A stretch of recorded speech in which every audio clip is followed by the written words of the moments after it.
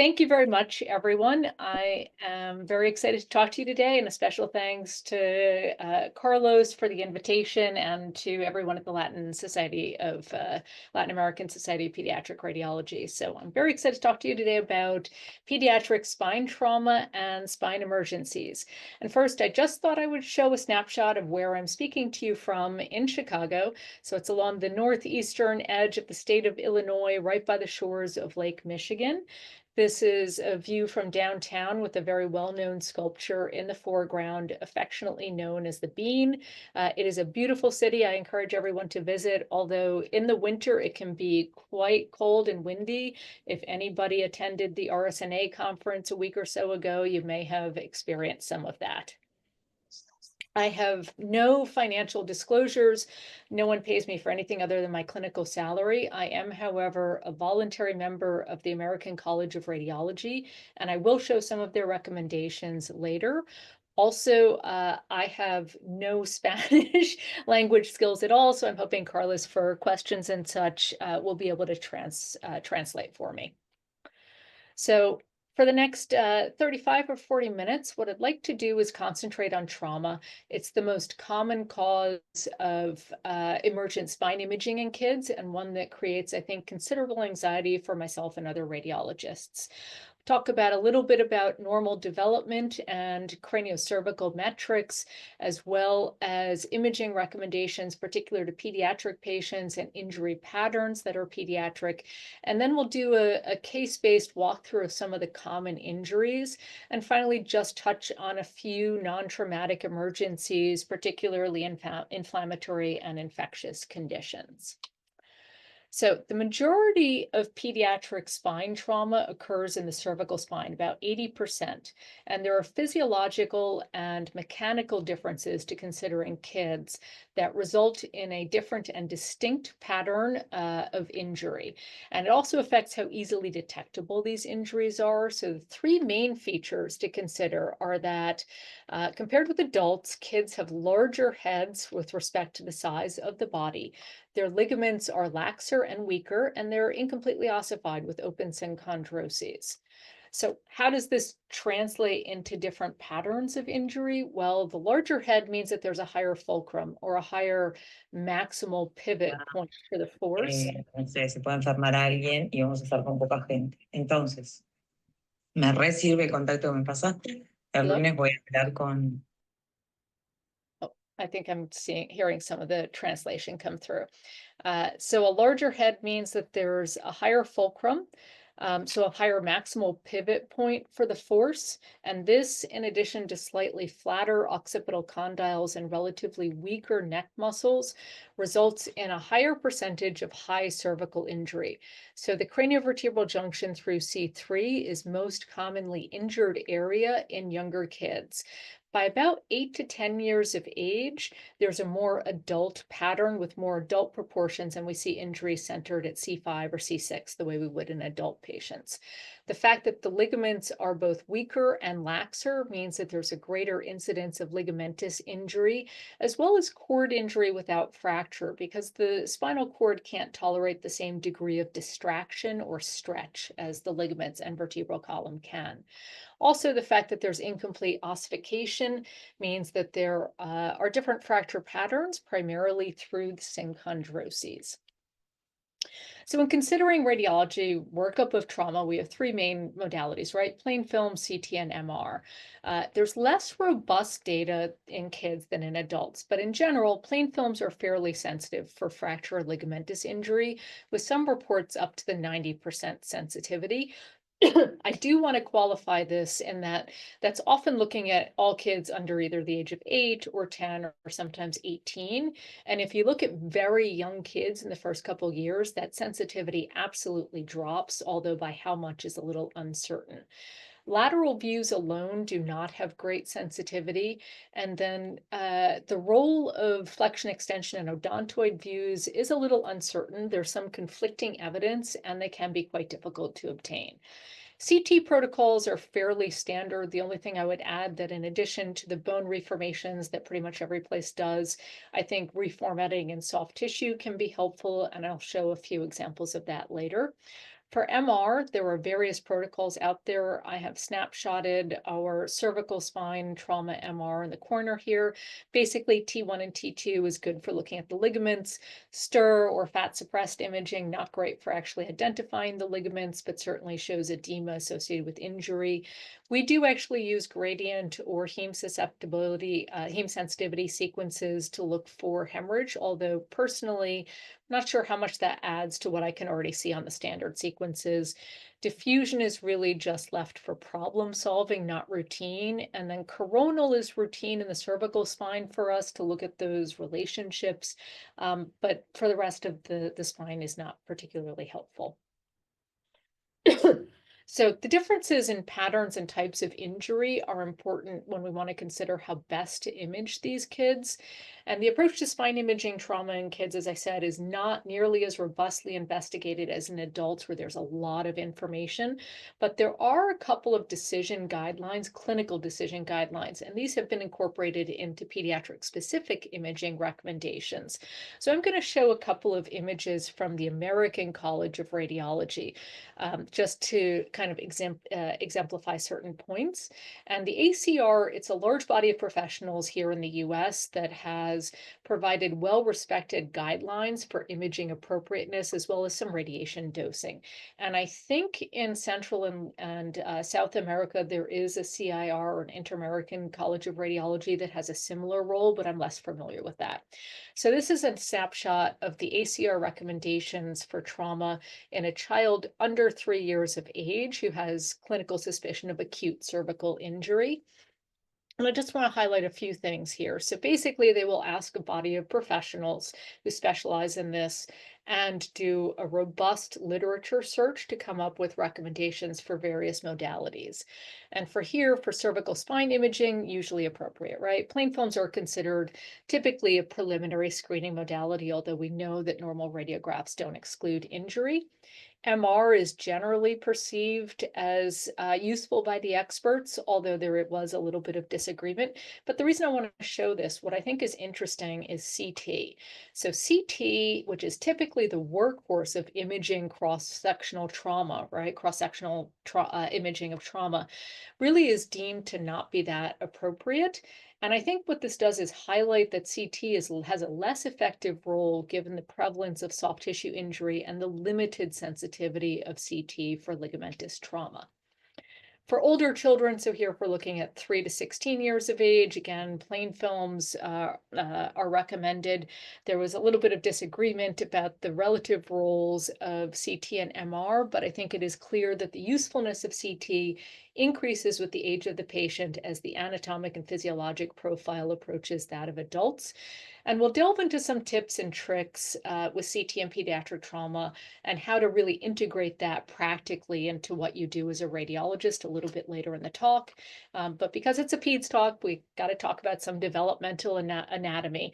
So for C1, normal ossification centers, there's an anterior arch and bilateral posterior arches, the associated synchondroses and fusion times here. The anterior arch, only about 20% are visible at birth, so it can be difficult with a neonate. About 80% are going to be visible by 12 months. And then a single anterior arch is most common, but there are a lot of variant ossification patterns, including bipartite and multiple, as we can see here. So this can sometimes mimic a fracture, but unlike a fracture, the ossification centers will have sclerotic margins and there should be no displacement. For C2, there are 5 primary ossification centers. There's a midline dens. There's actually another ossification center here, but that fuses before birth. And then we have the vertebral body and the bilateral neural arches, and then the odontoid tip. So in this 20-month-old, it's not even mineralized at all yet. And that apicodental synchondrosis at the top is the last to fuse, usually around 10 to 12 years of age, with the other synchondroses as noted here. In terms of ligamentous anatomy, We have the anterior atlanto-occipital membrane, and this is a superior continuation of the anterior longitudinal ligament as it courses along the ventral aspect of C1 and inserts along the ventral clivus.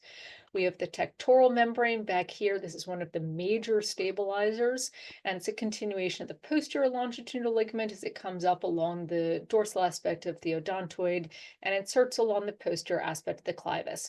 So it should be on T2 images, a dark membrane here attaching to the dark cortex. You do not want to see any fluid or T2 hyperintensity beneath its attachment.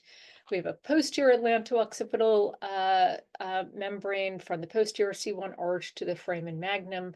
There is a small apical ligament extending from the dens tip to the tip of the clivus. You can actually see that here on the T1 because it's surrounded by some fat in this region. STIR imaging, we usually don't see the ligaments very well, but again, useful for identifying edema associated with injury.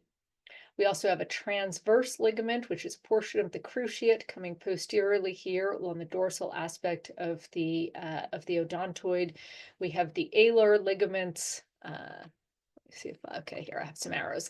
Alar ligaments along the lateral aspect of the odontoid sloping upward to the occipital condyles. Here we have an example of an alar ligament injury that we can see on CT because there's a small osseous avulsion fracture right where you would expect that attachment to be. So what are the normal relationships of the CVJ? And there have been numerous described metrics. I want to go through a couple of the more common ones for you in the next few minutes. Sometimes the numbers are a little bit different from CT versus plain film because of magnification, angulation, and visualization of bony landmarks. But we have the basion-dens interval, which is from the tip of the dens to the tip of the clivus, and that's been reported to be less than 12 millimeters on plain film, less than 10 millimeters on CT. There's the Powers ratio, which is from the basion to the anterior margin of the dorsal C1 arch divided by a line from the opistheon to the dorsal margin of the anterior arch, maybe a little easier to see than actually talk through that. That ratio should be less than 1. There's the Wackenheim line, which goes tangentially to the posterior clivus, and that should intersect the posterior aspect of the odontoid. There also is a basion axial interval, which is a line drawn parallel to the posterior margin of the odontoid, extended cephalad, and then another line drawn perpendicular to the basion, and that should be less than 12 millimeters on plain films. This has been looked at CT and felt to be a little less reliable on CT. There is the C1, C2 spinous process, which is the distance between the spinous processes here, should be less than 12 millimeters.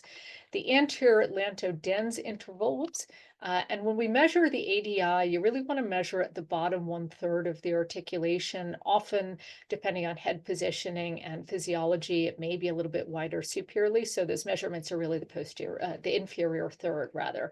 And that's typically less than 2.5 millimeters in older children and adults. And we allow up to 4+ millimeters in younger children under the age of 8.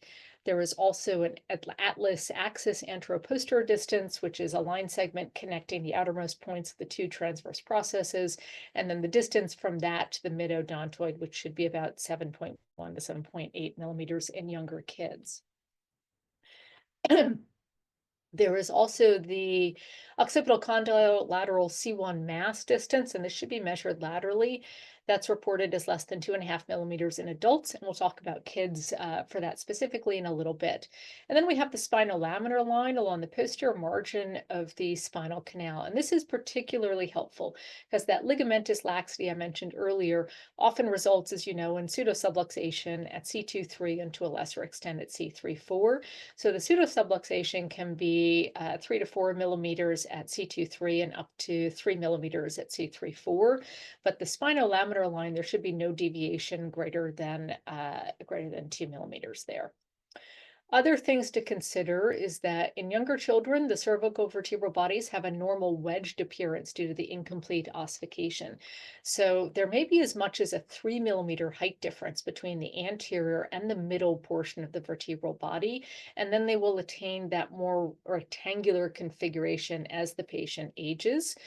Also, the end plate apophyses are not completely mineralized. They start to appear around the later childhood years, and by later childhood to early teens, you have these little areas of ossification that can, one, be avulsed as a fracture, and two, can kind of mimic fractures sometimes, but they really should not be offset by more than 1 to 2 millimeters in craniocaudal and 2 to 3 millimeters in AP dimension. There are a lot of concerns, however, about how translatable all of these measurements are to all children, right? We know that there are rapid changes in skeletal maturity, especially in early childhood. So these normative relationships are really going to change quite a bit and quite quickly in the earlier childhood years. Somebody who's 2 months is not going to look the same as 7 or 2.5 or 17 years. All of those relationships will look very, very different. So there is quite a bit of concern about what the accuracy and sensitivity of these measurements are. There's really limited validation for all age groups, and even ones that look at kids often will do kind of broad age ranges like less than 10 or less than 8. Ones that do break them down more discreetly into smaller age groups typically have very small sample sizes. To add to that uncertainty, there is not as much information as we would like about whether the measurements are in a collar, out of a collar. I think most of them are performed in a cervical collar because that's how kids are presenting to the radiology department after suspected trauma, but there's not as much information as we'd like. And also, there are very few studies that look at male versus female children, and we do know that there are some differences in skeletal maturity. Another issue is this entity of SCIWARA, which is spinal cord injury without radiographic abnormality. And that used to refer to without abnormality on plain films, but now really incorporates without abnormality on plain films or CT. And as I said before, in the newborn, the spinal column can really withstand greater distraction. It can really be stretched about 2 centimeters without a fracture, but the cord can only withstand about 6 to 7 millimeters. And it has been reported that as many as a third of spinal cord traumatic injuries actually happen without identifiable changes on plain films or CT. For me, that number seems to be high, but it absolutely does happen. So we have this large number of normal measurements out there in the literature, and I can leave this up just for a few seconds if anybody wants to snapshot it for your own records. But we have to remember that only some of these have been tested in kids, and often with broad age divisions or limited by small sample sizes. So what do we do with this as practicing radiologists? And as I showed earlier with the ACR practice parameters, there's even disagreement among radiology experts, peds rad experts. So do we recommend an MR on every child? I don't think that would go down well with our clinical colleagues, and frankly, most places, including us, wouldn't have the resources to accommodate that anyway. I do think in very young kids, if you are under 2 or 3 years of age and there is a high clinical suspicion for cervical spine injury, MR really should be considered, and I have some concerns about what a negative CT in that setting really means. The other strategy is to really maximize the sensitivity of CT for interpretation, specifically in kids. And we can do that in a couple ways. One way is to use more pediatric tested measurements. So I mentioned ADI, which I think is a good one, although it does broadly break down around 8 years of age. Another one I like is this occiput to C1 distance. So obviously this is gonna vary with age as well. And again, when we're measuring things, we always want to know exactly where we're measuring them. You want to measure at the lateral aspect of the articulation. Medially, it's going to be a little bit wider, and centrally, sometimes you get this little occipital condylar notch that can make measurement difficult. So we want to measure laterally. And the reason I like this is a few years ago, a group did look at this specific parameter across multiple ages. And this is a snapshot from that paper depicting those measurements in the coronal plane, although it was very similar in the sagittal. The gray box is 1 standard deviation, and the whiskers here are 2 standard deviations. So we can see that there is a fair amount of variability over the childhood period. And while I do like that this is broken down by narrow age ranges, it of course means that the actual number of patients used to determine measurements was relatively small. We're talking 30 or 40 instead of, in the thousands. So I would take this with a grain of salt as well. The authors of this paper suggested less than 12 millimeters for kids over the age of 12, where they're really kind of settling into the adult proportions, and less than 4 millimeters for those under 12. I'm a little bit more conservative in the kind of mid-childhood range here, sort of 2 to 8. I usually will use about 3.5, but I do like this as a measurement. Another way to increase the sensitivity of CT is to always look at the soft tissues. And I think we're all used to looking at the prevertebral soft tissues. You learn that as a resident, that they really should be quite thin at the C2, 3 level. They're usually less than 7 millimeters in width. And then they will widen in the retrotracheal region, which I cut off the image here, but lower down, they're usually less than half a vertebral body width. But look at other fat planes as well. Look at the suboccipital fat. This should be a nice, clean, fat triangle. Look even at the subcutaneous soft tissues. Look at the supraodontoid soft tissues. Here we can actually see the tectoral membrane and a little bit of the apical ligament here because it's surrounded by low-density fat. You can often see some retroclival hemorrhage if there's been an avulsion or something, ligamentous injury up here. So look at the kind of less common fat planes as well. One caution for that, though, is if you have a young child, their unossified odontoid tip, the cartilage is going to be relatively hyperdense. Don't mistake that for a hematoma. All right. So that's some background. Let's look at some cases. This is, we'll start with an easy one, a kind of older kid who is more skeletally mature. So 15 years, status post MVA.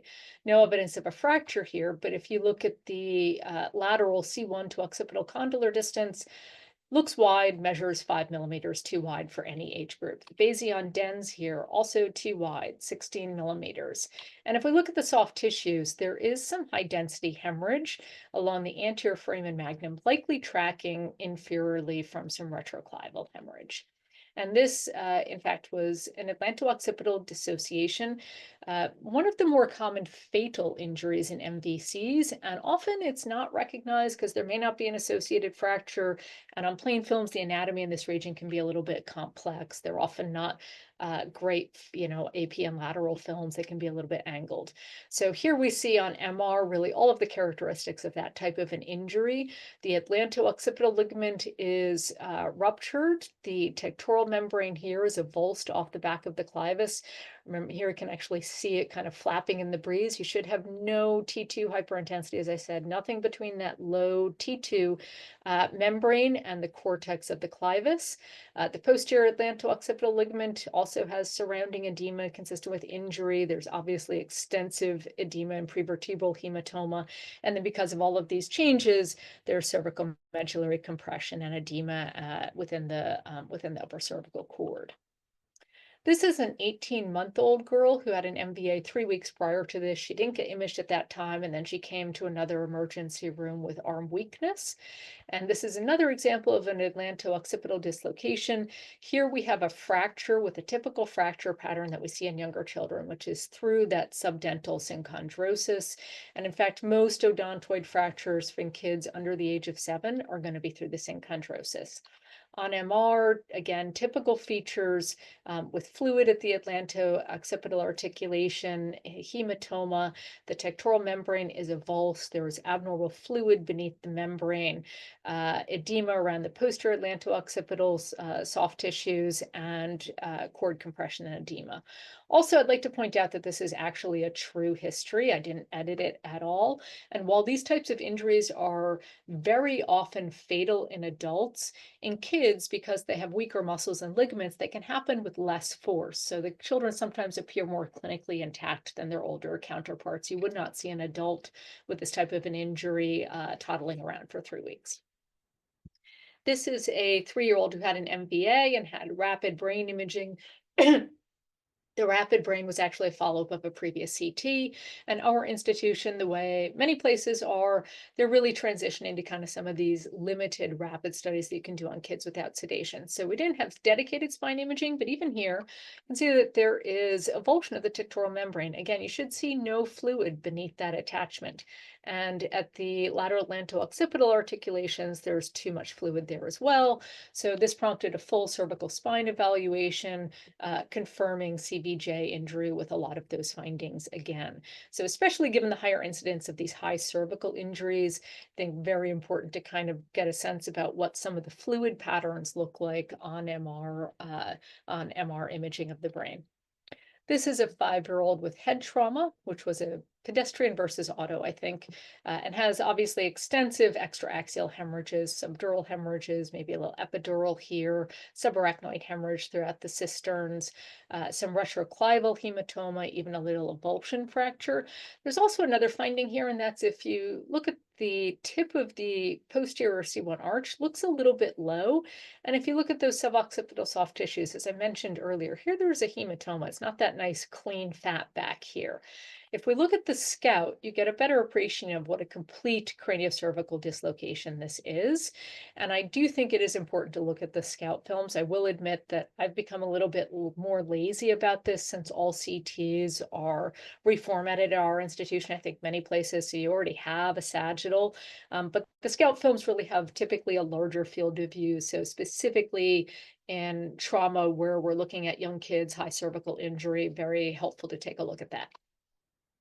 This is a 1-month-old with a subdural hematoma. There's a slightly heterogeneous collection over the convexity. On spine MR, there is some mild prevertebral soft tissue swelling and some more extensive on STIR imaging here, edema throughout the suboccipital and posterior spinal soft tissues, as well as in the interspinous region. And this is a common pattern that we will see in patients that have spine trauma in abuse. And I just want to take a little bit of a sidestep to look at spine imaging in abuse. Spine imaging in abuse, there is a relatively high incidence of spine injury in abusive head trauma, and it often is not symptomatic. So we're really learning about this in the last 5 or 6 years when there have been some studies about this. Most often it's ligamentous or interspinal hemorrhage. Fractures are relatively rare, and spinal cord injury is also thankfully relatively rare. For ligamentous injury, it's the most common spine finding in children with abusive head trauma, usually cervical or suboccipital, and often intraspinous injury, as we can see here on STIR imaging. We do absolutely see this in accidental injury as well, and I don't think there's such a considerable overlap of findings in abusive versus accidental injury. I don't think it's helpful to really distinguish in that way, but it is helpful to support that a trauma has occurred. As you know, oftentimes we will have not have a history of trauma, but we'll see this. One thing that can be a little bit difficult is if a patient gets imaged after they've been in the hospital for a day or two, you can get some dependent edema just from being in the bed and aggressive fluid resuscitation, particularly in the superficial soft tissues. Rarely anything that is interligamentous in that setting. Another point about edema is that it needs to be distinguished from normal structures that are STIR hyperintense, predominantly vessels. I tried to do a video, but I'm not even going to try to run it given all the IT issues. Also, is it still showing okay? Yeah, perfect. Okay, perfect.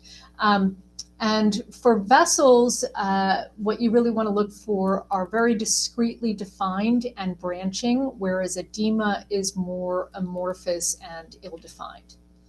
Intraspinal hemorrhages we also see in abuse. They're typically subdural, posterior, less commonly circumferential, as we can see here on this T2, the low T2 signal intensity and intermediate to high T1. They predominate in the thoracic region, so if you were imaging a child with suspected abusive head trauma, you want to image the whole spine, not just the cervical spine. That's something we've kind of learned ourselves recently. So they are associated with intracranial subdurals, and most people, myself included, think a lot of this may just represent settling from posterior fossa subdurals. Rarely encountered in accidental head trauma by report, but I think this is a significant selection bias, so I'm not sure I totally believe that because, as I said, these are usually not symptomatic. If a patient has a witnessed accidental head injury and they do not have any spine findings clinically, we are unlikely to do an MR on them. So I don't think it's great for distinguishing accidental from non-accidental, but again, it helps us get more information that a trauma has occurred. And then for the last maybe 5 minutes or so here, since we had so many difficulties now, I want to keep people too late.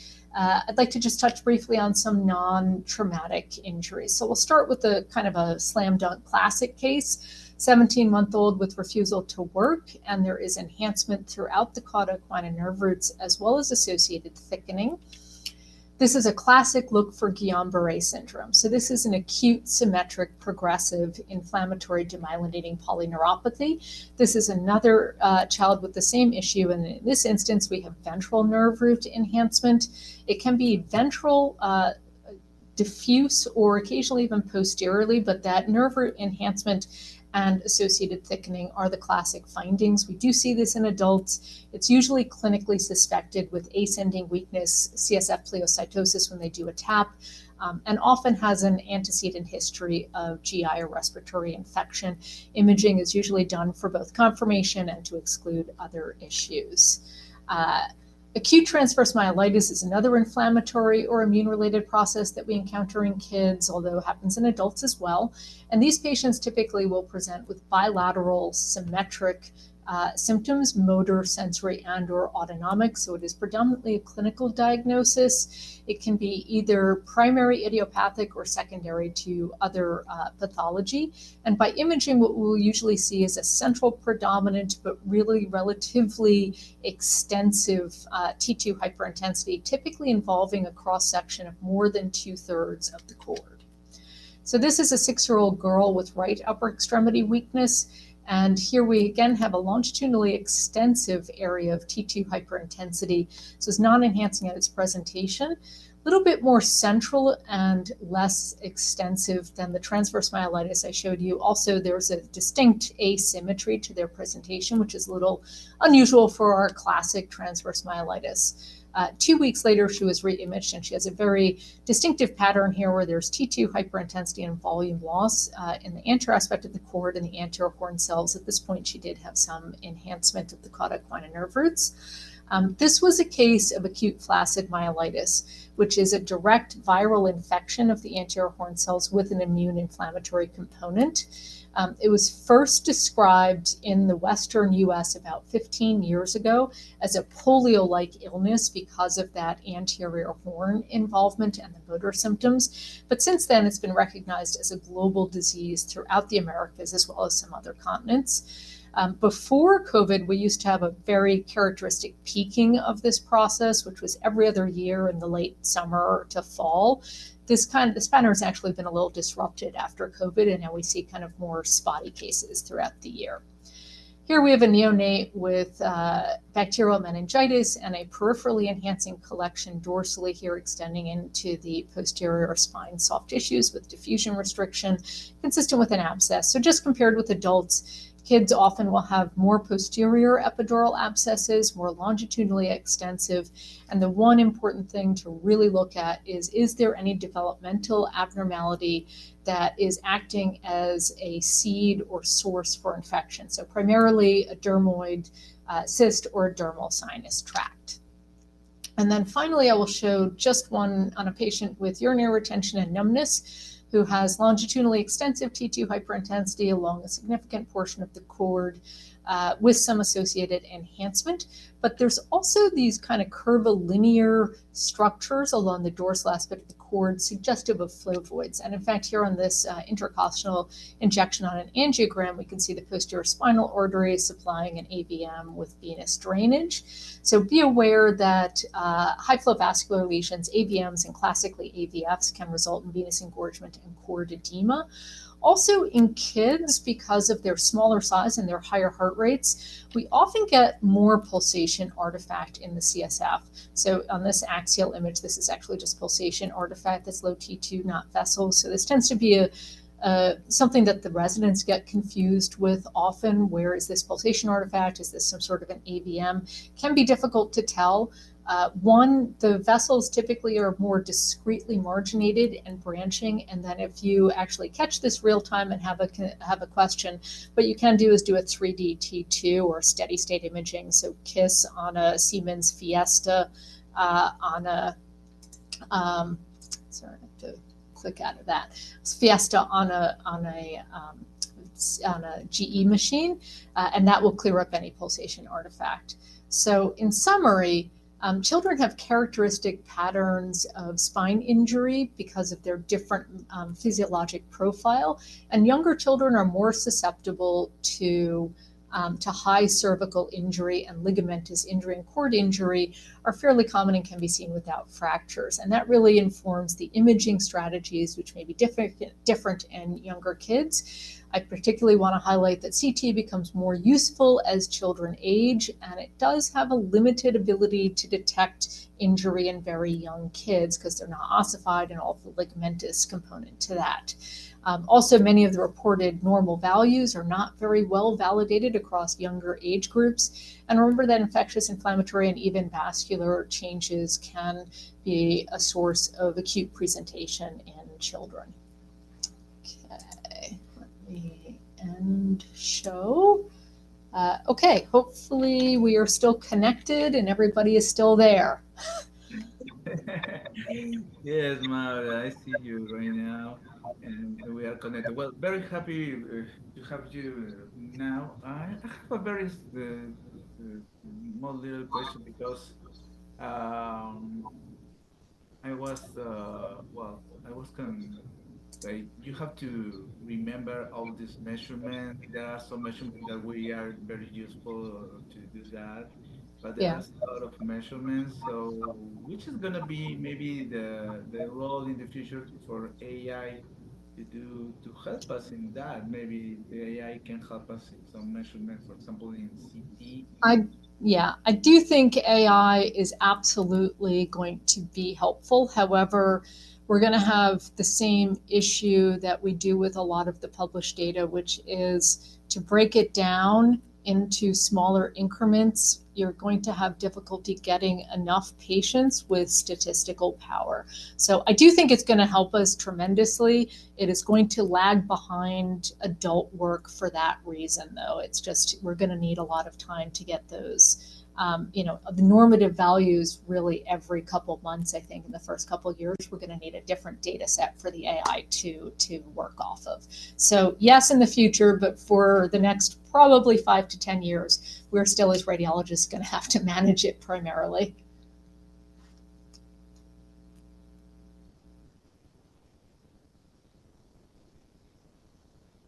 Oh, whoops. I have a question. There is an scale, an evaluation of pediatric spinal trauma, because in adults there is a scale for the evaluation. We have trauma grading measurements, yes, and there are pediatric specific ones for most trauma type things. Even in the clinical setting, they usually will use a different a different grading, but some things, so even like clinically GCS and such will have a pediatric variant for that, usually for much younger kids. There are some other types of trauma where they haven't really sorted it out yet.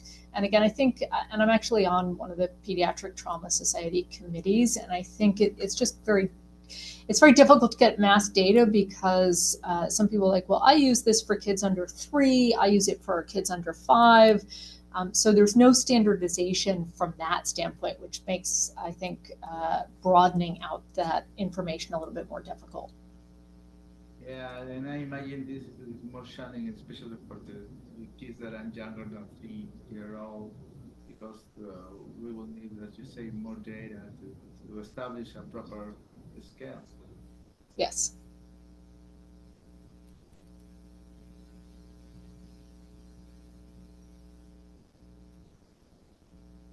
Carlos, estás muteado, Carlos. Okay. Hey, Andres, I don't know if you have any question. Maybe Mario is here. Rush is also here. No, I'd like to thank Maura, and I found extremely useful points like the stress on the fact that we don't have MRI available everywhere at urgencies. So looking at the CT and looking at the soft tissues That's a very good suggestion, because many times it gets overlooked, and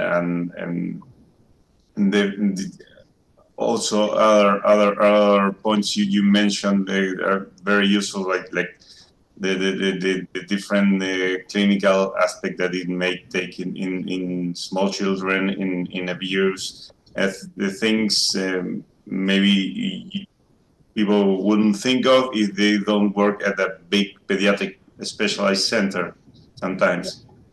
So, well, thank you very much. It was a fantastic talk. Okay, I'm glad I gave you a little break in the middle there, and again, I apologize for all of the IT issues. Don't worry about it. We enjoy it because we learned this Saturday, and it's the last session of the SLARP in this Oh, year. great. So we're very happy, and we want to say hi everyone and happy holidays, Maura. And Thank you. I love todas las personas en Latinoamérica que han estado hoy. Agradecerles por este año, que tengan unas fiestas muy bonitas. Andrés, no sé si tienes algunas palabras. Ruth, María, están también por ahí.